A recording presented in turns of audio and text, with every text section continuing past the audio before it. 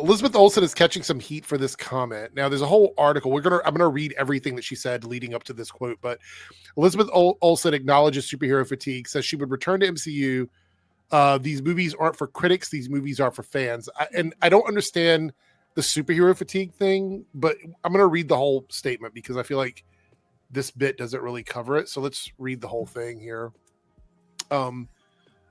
Says here, while discussing her Hamptons International Film Festival open or eternity, Elizabeth Olsen acknowledged that she always wants to return to the MCU, which is weird because at one time, didn't she say she didn't want to come back? Like a couple years ago?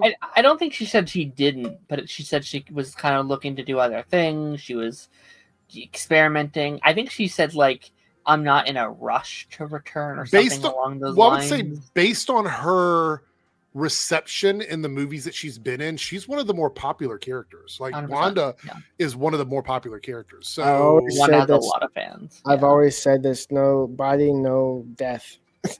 And also, there is a glimmer of red at the end of that scene. Well, at this point, though, it doesn't matter because with the Doomsday and Secret Wars, they can just bring her back if they wanted. It is something that I love, and it's something I always want to return to. I think the thing is that's been so special about the last 5 years, I've gotten to do so much with the character that I never thought I would. There are still character through lines that have happened in the comics that I'd love to do, and I think fans would want also. I think she means no more mutants. Yes. I think that's what she's talking about. House of M, right? Yeah. Yeah. I mean, these movies aren't for critics. These movies are for fans. And some people are saying this is a low-key calling the movies bad because critics don't always love them.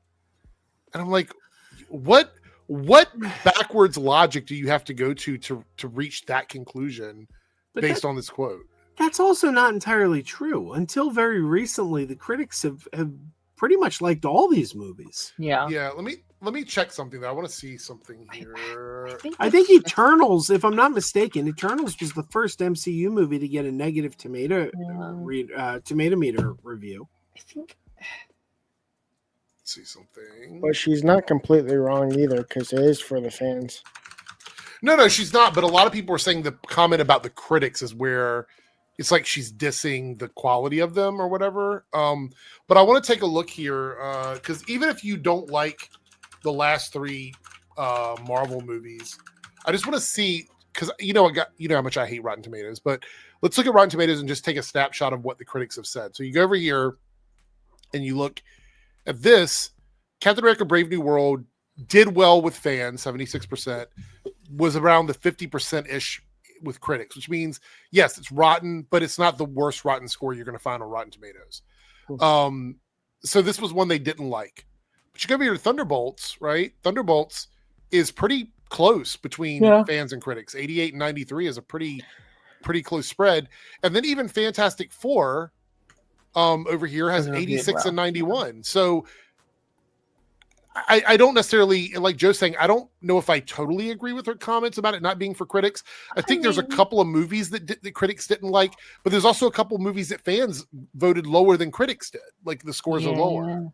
I mean, if we start going back, 2023, 2022, I'm seeing kind of the pattern. Like that one is a lot more. Which one? Go ahead. No, which one are you talking about, Darren? Sorry. Just like the last couple years, I feel like is a better example than this year because I think this year. You mean prior to 2024? Yeah, because it's been a really good year for the MCU. But again, I'm saying if we go back to 2023, 2022, even still, I think Eternals, Ant-Man 3, and the Marvels might have been the only three that got. And Captain America might have been the only 4 that got negative scores. I can't think of like 30 plus movies. Like No, they still have a great track record. I don't know. I kind of want to push back a little. I don't love the comment. I don't think it's a bad comment. She can feel however she wants to feel. I'm not like she is canceled, But like, I do think that is kind of a little bit an excuse for sometimes making bad movies. Just be like, well, it's not for you. It's if this movie wasn't for you, I see what you're saying. It. Yeah, I understand what you're saying. Well, no, like the critics, like say what you want about critics. they still have a valid opinion. If you like it or not, if it comes from a place of bias or not, they are still people and they are allowed to have that opinion. I think we just always need to be pushing for the best movie we can. I think just being like, well, this is how it is in the comics, or this is what you expected it to be, so it's fine, is a mindset that I don't necessarily love. I think when you come out and maybe critics aren't as happy with it or fans aren't as happy with it, you have to sit down and be like, okay, how do we improve that? How do we get the critics to like our project? Now, if they are shitting on every single project that you do and it is they are doing the best they can and they're making the best thing, then you have to inspect, okay, is there a bias against these kind of movies? Maybe it isn't for those kind of people. It's a weird line to walk, I'd say. 3W, what were you gonna say? I was gonna say, like, why is there so little on the critic side and like over 10,000 on the audience side?